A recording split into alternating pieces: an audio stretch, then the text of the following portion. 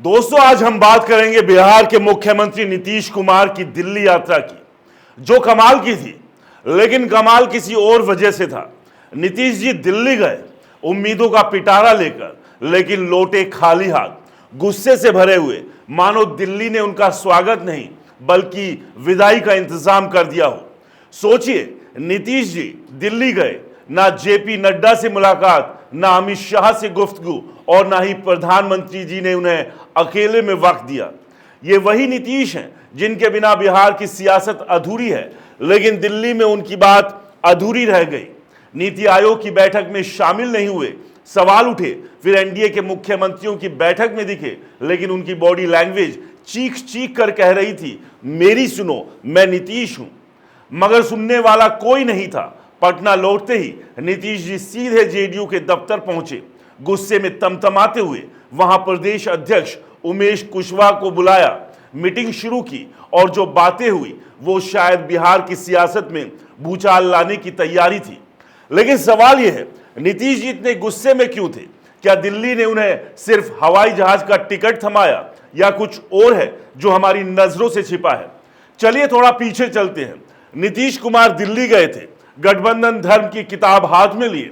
उम्मीद थी कि कुछ तो लेकर लौटेंगे, लेकिन बीजेपी ने उनके सपनों का पिटारा खोलने की बजाय उसे ताला मार दिया। नीतीश कुमार 100 से 120 सीटों की बात करते हैं, लेकिन बीजेपी कहती है चुनाव के बाद देखेंगे मुख्यमंत्री कौन होगा। जीतन राम मांझी कहते हैं मुझे 40 सीटें चाहिए, नहीं तो दबाव कैसे बनेगा। चिराग पासवान कहते हैं मैं बिहार में ही रहूंगा, दिल्ली नहीं जाना। और बीजेपी वो 100 सीटों पर अड़ी है। अब आप ही बताइए, बिहार में 243 सीटें हैं, लेकिन ये गठबंधन वाले 300 सीटों की मांग कर रहे हैं। क्या बिहार की सीटें बढ़ाने का कोई गुप्त फॉर्मूला है, या ये सियासी नाटक का नया दृश्य है? नीतीश जी समझ गए कि दिल्ली का आलाकमान उनकी बात को गंभीरता से नहीं ले रहा। लल्लन सिंह और संजय झा पर भरोसा नहीं, क्योंकि वो बीजेपी के सुर में सुर मिला रहे हैं। नीतीश को लगता है अगर कुर्सी बचानी है तो कम से कम 70 विधायक चाहिए, और 70 चाहिए तो 100 सीटों पर लड़ना होगा। लेकिन बीजेपी कहां पीछे हटने वाली है? अब एक दूसरा नाटक। नीतीश कुमार की छवि को बार बार चोट पहुंच रही है। कभी गमला किसी के सिर पर रख देते हैं, कभी रामलीला में धनुष बाण फेंक देते हैं, कभी राष्ट्रगान के वक्त इधर उधर टहलने लगते हैं। ये सब क्या है? क्या नीतीश कुमार की गलतियां हैं, या कोई उनकी छवि को जानबूझकर धूमिल कर रहा है? सवाल यह है, क्या बीजेपी नीतीश को हटाकर बिहार में असली गोटी फिट करने की जुगत में है?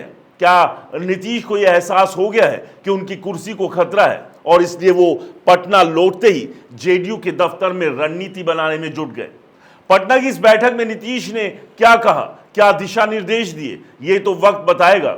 लेकिन इतना साफ है, नीतीश गुस्से में है, और जब नीतीश गुस्से में होते हैं तो बिहार की सियासत में कुछ ना कुछ बड़ा होता है। क्या नीतीश 120 सीटों की मांग पर अड़े रहेंगे? क्या वो उम्मीदवारों की लिस्ट तैयार करेंगे? और अगर ऐसा हुआ तो बीजेपी का गणित बिगड़ सकता है। तो दोस्तों, बिहार की सियासत अब उसी मोड़ पर है जहां हर कदम पर सवाल है, और जहां वक्त के पास नीतीश जी इस गुस्से भरी वापसी ने बीजेपी को टेंशन दी है, या सिर्फ एक ये सियासी ड्रामा है, ये तो खैर आने वाले समय में साफ हो जाएगा। लेकिन आपसे रिक्वेस्ट है कि अगर आपने चैनल को सब्सक्राइब नहीं किया है तो चैनल को सब्सक्राइब करना ना भूलें। नमस्कार।